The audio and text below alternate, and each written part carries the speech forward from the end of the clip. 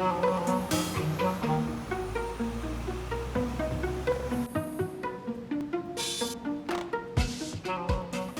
Kong was the world's pandemic poster child, in that we had relatively few cases and we never needed to resort to anything close to a lockdown.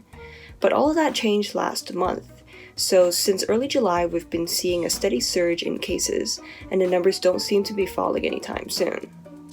So now our shopping malls and our streets are quiet again, and restaurants can't sit more than 2 people per table. So those are new restrictions that are in place, and they're also the toughest that our city has seen since the outbreak began in January.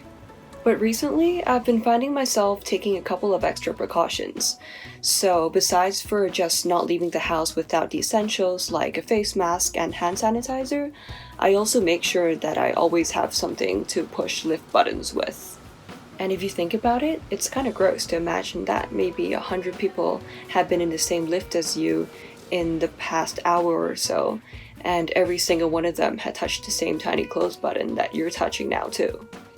We've also had outbreaks at housing estates, where authorities have suggested that environmental contamination of shared surfaces or shared facilities could have been a factor.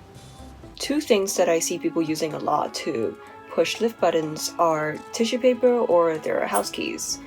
Neither of which I feel are really ideal, because with a tissue paper, it might be some time before you find a rubbish bin to throw your tissue away in. And with your keys, the tip of your key is going to be touching the lift button, and then it's probably going to go straight back into your bag, potentially bringing the virus with it.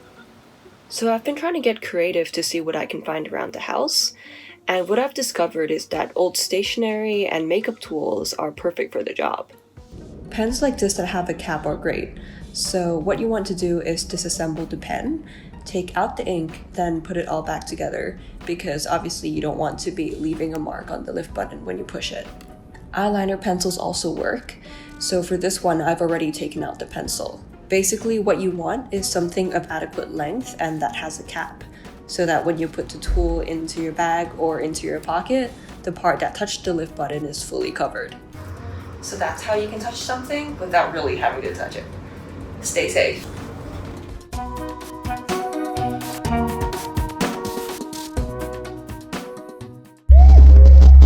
Coconuts TV.